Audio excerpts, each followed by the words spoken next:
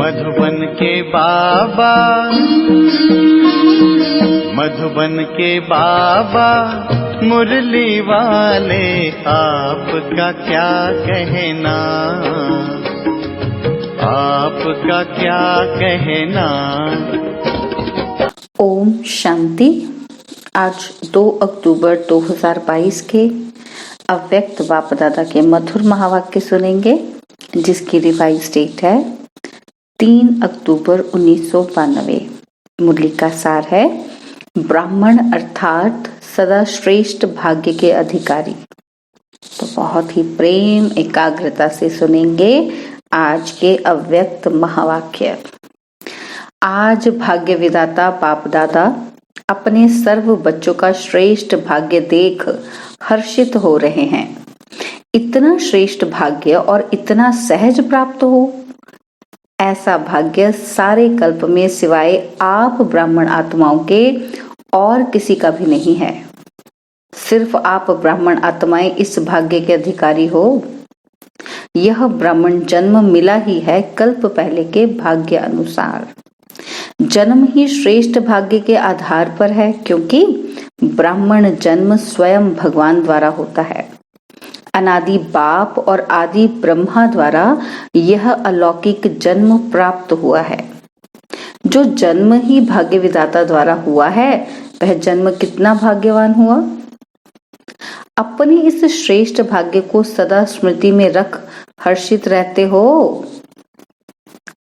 सदा स्मृति प्रत्यक्ष स्वरूप में हो, सदा मन में इमर्ज करो। सिर्फ दिमाग में समाया हुआ है ऐसे नहीं, लेकिन हर चलन और चेहरे में स्मृति स्वरूप प्रत्यक्ष रूप में स्वयं को अनुभव हो।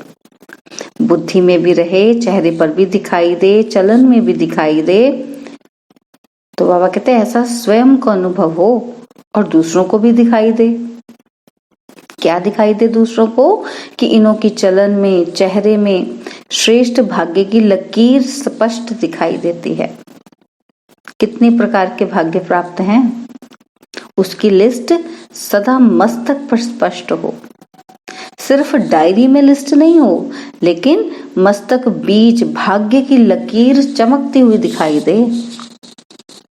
तो पहला भाग्य जन्म ही भाग्य विधाता द्वारा हुआ है।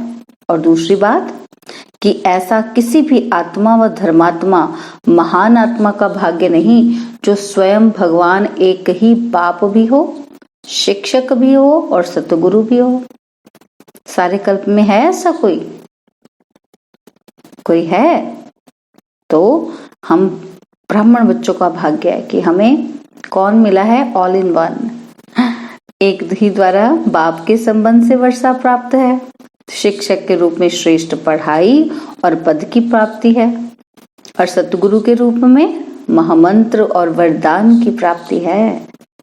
तो वर्षे में सर्व खजानों का अधिकार प्राप्त किया है हमने। सर्व खजाने हैं ना, कोई खजानों की कमी है? बाबा पूछ रहे हैं टीचर्स को, कोई कमी है? मकान बड़ा होना चाहिए, जिज्ञासु अच्छे अच्छे होने चाहिए, ये कमी है? नहीं है। जितनी सेवा निर्विघ्न बढ़ती है, तो सेवा के साथ सेवा के साधन सहज और स्वतः ही बढ़ते हैं। तो जैसे जैसे सेवा बढ़ेगी, साधन भी बढ़ते जाएंगे। तो बाप द्वारा वर्षा और श्रेष्ठ पालना मिल रही है। परमात्मा पालना कितनी ऊंची बात है। भक्ति में गाते हैं कि परमात्मा पालनहार है, लेकिन आप भाग्यवान आत्माएं हर कदम परमात्मा पालना के द्वारा ही अनुभव करते हो। परमात्मा श्रीमत ही पालना है। परमात्मा श्रीमत ही पालना है। बिना श्रीमत अर्थात परमात्मा पालना के एक कदम भी नहीं उठा सकते। ऐसी पालना सिर्फ अभी प्राप्त है, सत्युग में भी नहीं मिलेगी। वह देव आत्माओं की पालना है और अभी परमात्मा पालना में चल रहे हो। अभी प्रत्यक्ष अनुभव से कह सकते हो कि हमारा पालनहार स्वयं भगवान है। चाहे देश में हो चाहे विदेश में हो, लेकिन हर ब्राह्मण आत्मा फलक से कहेगी कि हमारा पालनहार परमात्मा है। इतना नशा है कि कब मर्ज हो जाता है, कभी मर्ज हो जाता है ना, कभी भूल जाते हैं, कभी याद आ जाता है, ऐसा है। तो जन्मते ही बेहद के खजानों से भरपूर हो, तो अविनाशी वर्षे का अधिकार ले लिया, जन्म लेते ही अधिकार ले लिया। साथ साथ जन्मते ही त्रिकालदर्शी सत्य शिक्षक ने तीनों कालों की पढ़ाई कितनी सहज विधि से पढ़ाई है, कितनी श्रेष्ठ पढ़ाई है, और पढ़ाने वाला भी कितना श्रेष्ठ है। लेकिन पढ़ाया किन्हों को है? जिन्हों में दुनिया की उम्मीद ही नहीं है, उन्हों को उम्मीदवार बनाया है। दुनिया वाले जिनको सोच भी नहीं सकते थे, बाबा ने उनको उम्मीदवार बना दिया है। ना सिर्फ पढ़ाया, लेकिन पढ़ाई पढ़ने का लक्ष्य ही है ऊंच ते ऊंच पद प्राप्त करना। तो परमात्मा पढ़ाई से जो श्रेष्ठ पद प्राप्त कर रहे हो ना, ऐसा पद सारे वर्ल्ड के ऊंचे ते ऊंचे पद के आगे कितना श्रेष्ठ है। अनादि सृष्टि चक्र के अंदर द्वापर से लेकर अभी तक जो भी विनाशी पद प्राप्त हुए हैं ना, उनमें सर्वश्रेष्ठ पद पहले राज्य पद गाया हुआ है। लेकिन आपके राज्य पद के आगे वह राज्य पद क्या है? श्रेष्ठ है। बाबा कहते आजकल का श्रेष्ठ से श्रेष्ठ पद क्या है? प्रेसिडेंट, प्राइम मिनिस्टर है। बड़े से बड़ी पढ़ाई द्वारा फिलोसोफर बन जाएंगे, चेयरमैन, डायरेक्टर आदि बन जाएंगे, बड़े से बड़े ऑफिसर्स बन जाएंगे। लेकिन ये सब पद आपके आगे क्या है? आपको एक जन्म में, जन्म जन्म के लिए श्रेष्ठ पद प्राप्त होने की परमात्मा गारंटी है।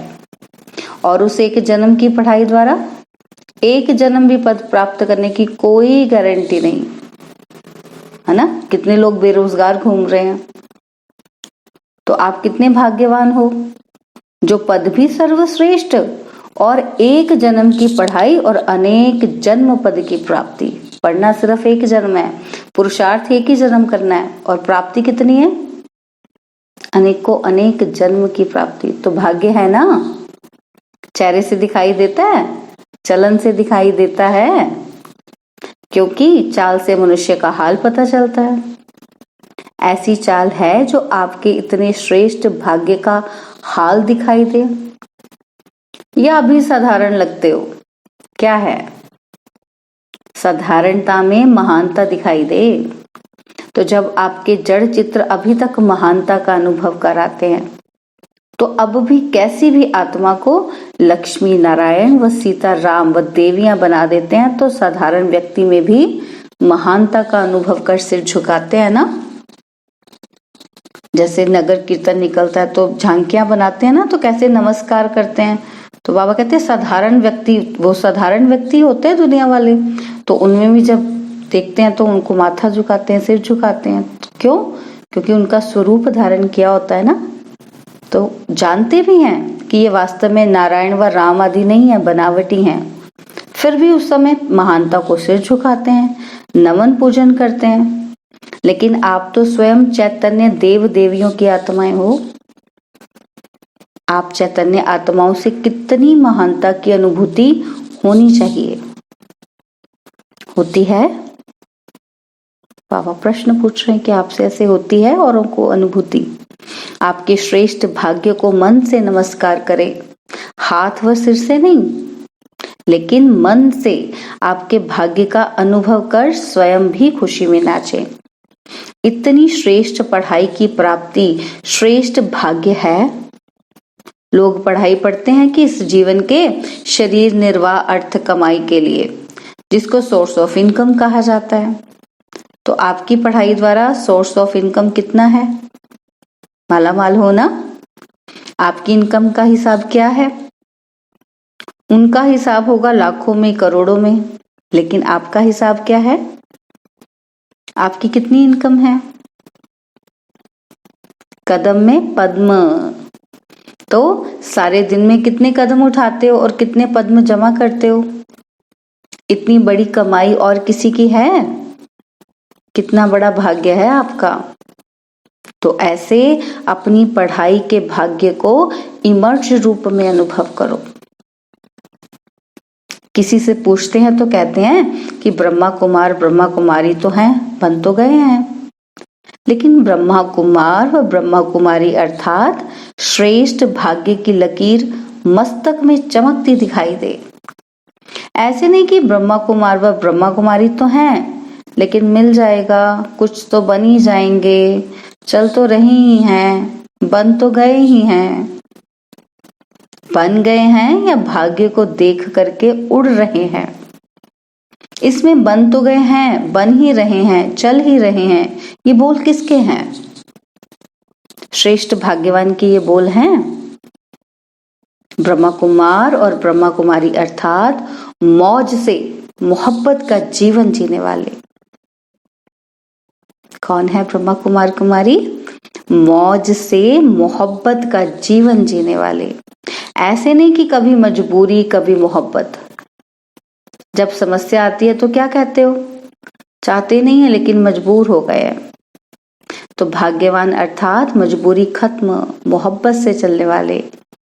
चाहते तो हैं लेकिन ऐसी भाषा भाग्यवान ब्राह्मण आत्माओं की नहीं है।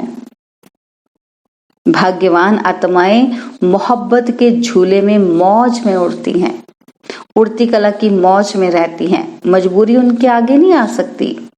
समझा? अपना श्रेष्ठ भाग्य मर्ज नहीं रखो, इमर्ज करो, जागृत करो, अनुभव करो। और तीसरी बात, सतयुग द्वारा क्या भाग्य प्राप्त हुआ? पहले तो महामंत्र मिला सतगुरु से। सतगुरु का महामंत्र क्या मिला? पवित्र बनो, योगी बनो।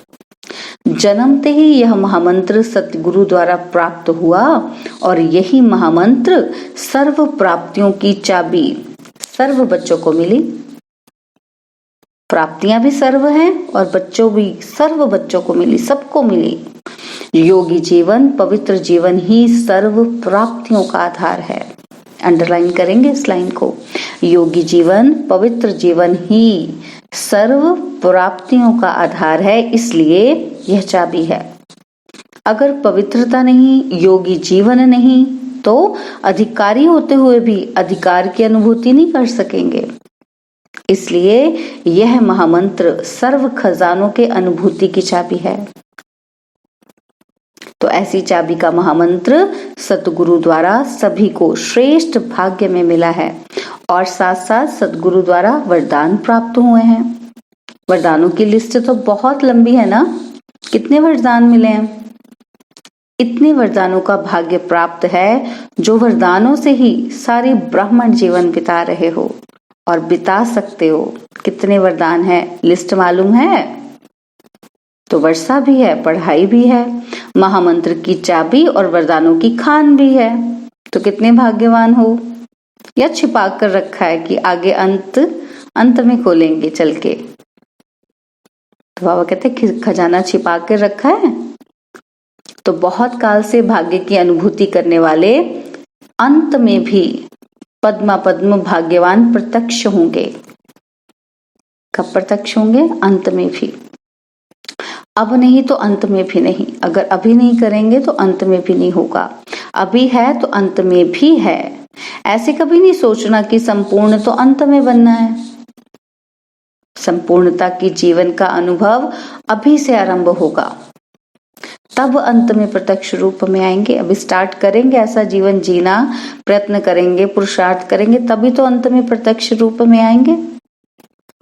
तो अभी स्वयं को अनुभव हो, औरों को अनुभव हो, और जो समीप संपर्क में आए हैं ना, उन्हीं को अनुभव हो, तो अंत में विश्व में प्रत्यक्ष होगा। तो सबसे पहले हमें फील होना चाहिए कि हाँ, मुझ में ये चेंजेस आ रहे हैं, ट्रांसफॉर्मेशन आ रही है। फिर जो मेरे आसपास हैं उनको भी फील होना चाहिए, उनको भी दिखाई देना चाहिए। और जब उनको भी दिखाई देगा तो अंत में बाबा कहते विश्व में भी प्रत्यक्ष होगा। समझा? तो बाप दादा आज सर्व बच्चों के भाग्य की श्रेष्ठ लकीर को देख रहे थे। जितना बाप ने भाग्य देखा उतना ही बच्चे सदा अनुभव कम करते हैं। भाग्य की खान सभी को प्राप्त है, लेकिन कोई को कार्य में लगाना आता है और कोई को कार्य में लगाना नहीं आता है। जितना लगा सकते उतना नहीं लगाते हैं। मिला सबको एक जैसा है, लेकिन खजाने को कार्य में लगाकर बाप का खजाना सो अपना खजाना अनुभव करना, इसमें नंबरवार है। बाप ने नंबरवार नहीं दिया, दिया सबको नंबर 1 है, लेकिन कार्य में लगाना इसमें अपने आप नंबर बना दिए हैं। समझा नंबर क्यों बने हैं? जितना यूज करेंगे, कार्य में लगाएंगे, उतना बढ़ता जाएगा। ये खजाना ऐसा है, दिव्य खजाना है ना, यूज करने से बढ़ेगा। तो बाबा कहते हैं मर्ज करके रख देंगे तो बढ़ेगा नहीं, और स्वयं भी अनुभव नहीं करेंगे तो दूसरों को भी अनुभव नहीं करा सकेंगे। जब खुद ही नहीं फीलिंग आ रही कि मैं भाग्यवान हूं, तो दूसरों को कैसे फीलिंग आएगी, है ना। इसलिए चलन और चेहरे में लाओ। समझा क्या करना है? तो जो भी नंबर आवे अच्छा है। चलो 108 नहीं तो 16,000 में ही मिल जाए, कुछ तो बनेंगे। लेकिन 16,000 की माला सदा नहीं जपी जाती, कहाँ कहाँ और कभी कभी जपते हैं। 108 की माला तो सदा जपते रहते हैं। अब मैं कौन, यह स्वयं जानो कि 16,000 की माला वाला हूं या 108 की माला वाला। अगर बाप कहेंगे वह कोई और कहेंगे तो आप तो 16,000 में आएंगे, तो क्या कहेंगे, मानेंगे? बाबा को सब पता है, बच्चे मानेंगे ही नहीं। इसलिए बाबा स्वयं की चेकिंग के लिए कहते हैं। बाबा कहते हैं स्वयं देखो कि मैं कौन हूँ। बाबा कहते हैं मानेंगे ही नहीं, क्वेश्चन मार्क शुरू हो जाएंगे। इसलिए अपने आप को जानो कि मैं कौन सी माला में आने वाला हूँ। अच्छा, चारों ओर के सर्वश्रेष्ठ भाग्यवान आत्माओं को, सर्व जन्म से प्राप्त परमात्म जन्म अधिकारी आत्माओं को, सर्व बाप द्वारा श्रेष्ठ वर्षा और परमात्मा पालना लेने वाले सत्य शिक्षक द्वारा श्रेष्ठ पढ़ाई का श्रेष्ठ पद और श्रेष्ठ कमाई करने वाले सतगुरु द्वारा महामंत्र और सर्व वरदान प्राप्त करने वाले ऐसे अति श्रेष्ठ पद्मा पद्म, हर कदम में पद्म जमा करने वाली श्रेष्ठ आत्माओं को बाप दादा का याद प्यार और नमस्ते। हम रूहानी बच्चों की रूहानी बाप दादा जी को दिलवा चांद सिकवा प्रेम से नमस्ते। ओम शांति। प्यारे बाबा, मीठे बाबा, मेरे बाबा, शुक्रिया बाबा, शुक्रिया बाबा, शुक्रिया बाबा। अब अव्यक्त बाप दादा से पर्सनल मुलाकात हो रही है। तो बाबा कहते हैं यथार्थ सेवा व यथार्थ याद की निशानी है निर्विघ्न रहना और निर्विघ्न बनाना। सदा अपने श्रेष्ठ भाग्य के गीत स्वतः ही मन में बजते रहते हैं। खुद फीलिंग लेवल पे आते हैं कि मैं श्रेष्ठ हूँ, श्रेष्ठ भाग्य है मेरा। यह अनादि अविनाशी गीत है, इसको बजाना नहीं पड़ता, लेकिन स्वतः ही बजता है। सदा यह गीत बजना अर्थात सदा ही अपने खुशी के खजाने को अनुभव करना। सदा खुश रहते हो? ब्राह्मणों का काम ही है खुश रहना और खुशी बांटना। इसी सेवा में सदा बिजी रहते हो व कभी भूल भी जाते हो। जब माया आती है तो फिर क्या करते हो? जितना समय माया रहती है उतना समय खुशी का गीत बंद हो जाता है ना। तो बाप का साथ है तो माया आ नहीं सकती।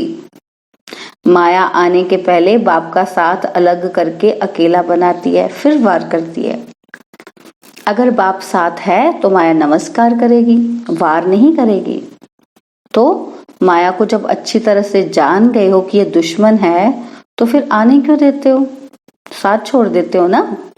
इसलिए माया को आने का दरवाजा मिल जाता है। तो बाबा ने कहा दरवाजे को डबल लॉक लगाओ, एक लॉक नहीं। आजकल एक लॉक नहीं चलता, तो डबल लॉक है याद और सेवा। तो सेवा भी निस्वार्थ सेवा, यही लॉक है। अगर निस्वार्थ सेवा नहीं तो वे लॉक ढीला लॉक हो जाता है, खुल जाता है। तो याद भी शक्तिशाली चाहिए। साधारण याद है तो भी लॉक नहीं कहेंगे। तो सदा चेक करो, याद तो है लेकिन साधारण याद है या शक्तिशाली याद है।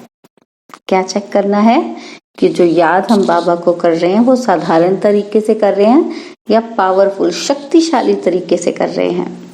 ऐसे ही सेवा करते हो लेकिन निस्वार्थ सेवा है या कुछ ना कुछ स्वार्थ भरा है?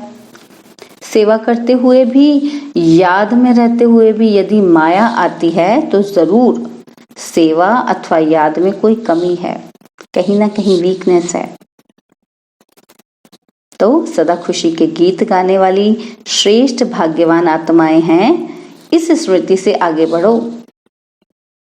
यथार्थ योग व यथार्थ सेवा, यह निशानी है निर्विघ्न रहना और निर्विघ्न बनाना।